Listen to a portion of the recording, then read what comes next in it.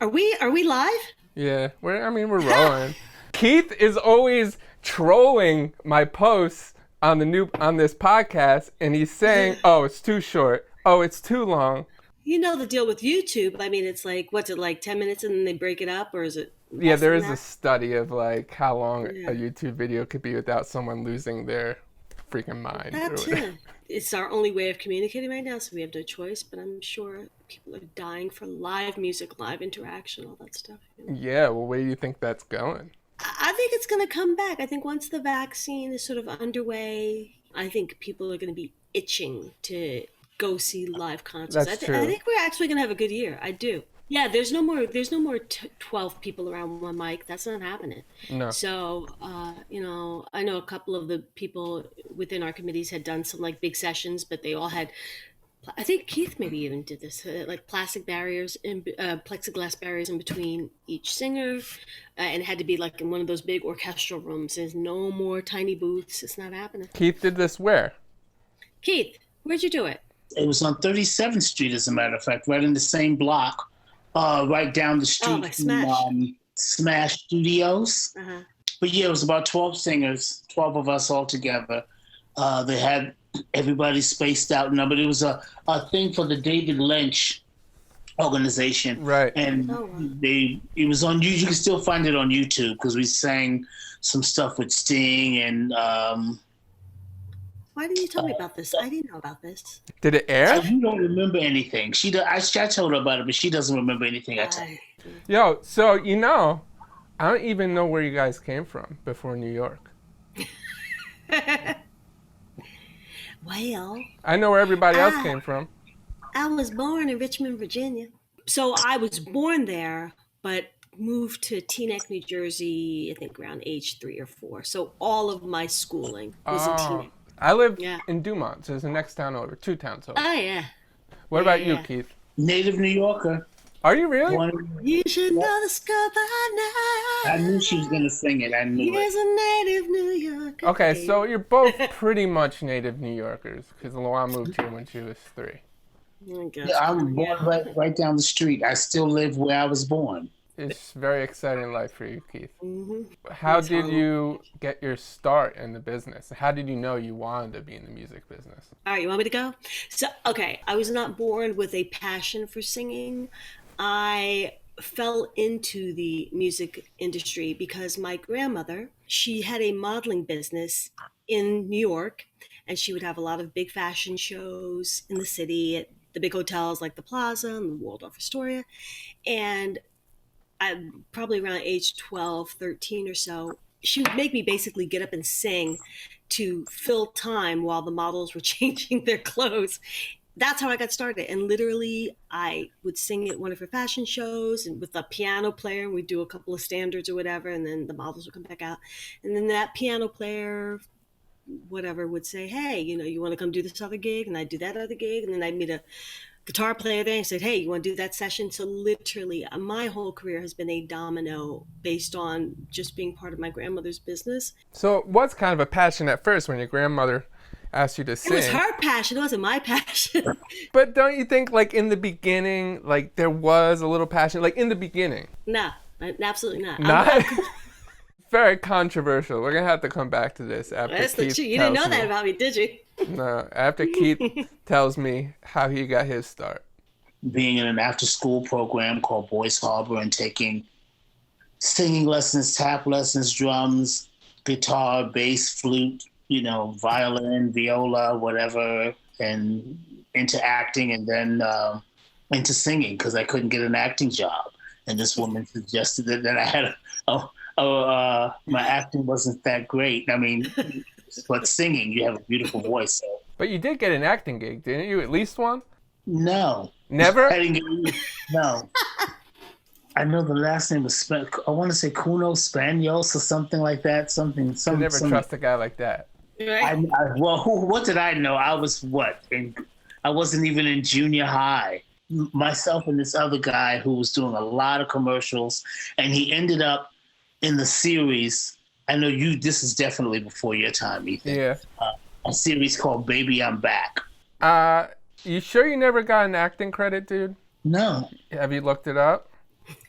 I know. I mean, I will put it this way: I've thrown myself onto sets. Like I was in an episode of Fame with Janet Jackson. I think it was her first episode of Fame. And if you look closely, it was at the foot of the stairs when they all come running out of the school, and they were singing some song, and Janet Jackson ran past me or whatever. And so, I mean, I'll give myself credit for that. Did you get paid for that? Of course not. Wow, you really were an extra. I thought you had a credit. LaJuan has an acting credit. Because I tried to do some preparation for this. I tried. I tried. I do have an acting credit on film. Yeah. I was a principal, thank you very much, in Donnie Brasco, and I played a singer, so it was a very big stretch for me. I had to dig deep to tap into. It was myself, Sandy Barber, and Joe Stovall. I will tell you this. I remember very distinctly that while we were singing and doing the whole thing, we cut, and Johnny Depp and Al Pacino were the main stars, and Johnny Depp came over to us, and he was the nicest person. I know he's got like this quirky reputation now. That is my acting, and I still get paid. I still get residuals to this day. That's good. I do. I think both Keith and I have sung on what they call union recording sessions. Yeah. Keith, would that be that's more royalties, right, for the records, or it's really right? The only consistent thing I got was the Celine Dion song that I co-wrote, and then Jewel's first Christmas album. Yeah, but I guess that's not selling anymore because I haven't seen any checks in a while. But is that because the CD is selling less, or it's just no CDs are selling? No, I haven't received anything from Jewel in quite some time. But I know it started from a big amount, and it started to dwindle down, after those few years. How are you supposed to get royalties from it being streamed somewhere? The amount of money you get for streaming is so low. Fractions of pennies. I mean, it's so low that you really don't see any money. I mean, there's stories of like huge artists, Taylor Swift, whatever, only getting a $5,000 check for something that was streamed 500 million times or something. So that's constantly being negotiated, and that's one of the things Keith and I actually work on with the union, is trying to ensure that artists, and not just the front artist, not just the A-list artist who's got the name on the project, but all the background singers are getting, our proper, recouping our proper money for being part of these projects. When I got into the music industry, you had, there was an abundance of music from male artists, Luther, Colonel Abrams, Michael McDonald, around 84, 85 or so, it started to turn. The music industry took a twist, and that's when groups like Lisa and the Cult Jam came along, New Kids on the Block. I say that once the Audrey Wheelers and all of them got record deals, we were supposed to, myself, LaJuan, Willie Cliff, everybody else was supposed to come in and fill in those people's jobs, which left us still doing what we were doing, club dates and a session here, a session there. So what was a session here, session there? How many times a week was that? Well, I mean, you can do a lot of sessions, but they weren't the big sessions. They weren't like the Disney sessions or the big, like the Sting sessions. Yeah. It's so funny, though. I think it's coming back. Keith and I literally together just landed a national spot that we're both singing on for Almond Breeze. And it's getting a lot of airplay. Keith and I started this jingle in July. No, April. Was it April? It was April because I just started learning GarageBand, and I didn't have a mic. I sang it into the mic in my laptop. He did the jingle with his laptop. With my Really? laptop. Singing it to his fucking... Yep. What you hear is what came out of my laptop. It would have been better with your phone. But too late. Probably, yeah. But I mean, that's the beauty of technology right now. Honestly, if you have a good engineer, they know how to tweak it. Yeah. That's not. Of course, you guys want the cleanest. No, I can deal with the cell phone. I can't deal with the laptop. Yeah. Because, it's a phone. They've Yeah. literally got the technology of that microphone on the phone. But You not need to get your game up. You need to get your game up because he made it work with a laptop microphone. Back in January, before COVID, I got Logic Pro, and I just said, I know I got to get my recording game up and be able to do stuff at home. And then 2 months later, COVID, and believe it or not, I started getting calls not because I was necessarily the right singer for the gig, because nobody else had setups. So everybody already had setups. Now that the pandemic had happened, even more people have setups.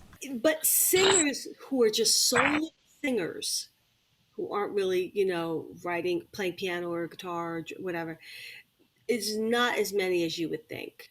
Not as many as And you would think. they have the easiest of all, as I far as know. gear goes, and as I far as know. setups go.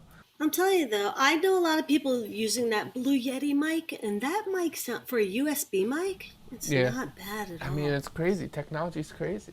So believe it or not, even in the pandemic, I still think you two are the busiest singers in the business. That's because we'll take any gig. We don't know the word no. And we have no standards. I follow you guys on social media, and you got, I don't know, before the pandemic or maybe during, you guys are always doing a session.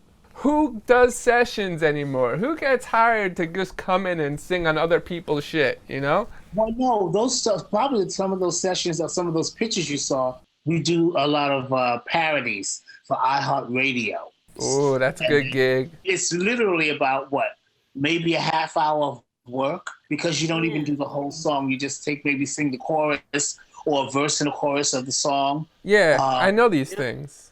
Yeah, and I've engineered a few of them. Not for iHeart, though. Wasn't for that. Oh, okay. But, it's all about the hang. We miss the work, true, but we miss all the other stuff that comes with, getting called for a session. The in-between takes, the laughing, the joking, the just, going out for drinks afterwards. Or Yeah, so you say you'd take any gig, but so would everybody else, and you guys are still the busiest two singers. No, literally, I take any. LaJuan will definitely bag out. I will take any gig because I will take the gig and then call LaJuan later and say, "Why did I do this? Why did I just say no?"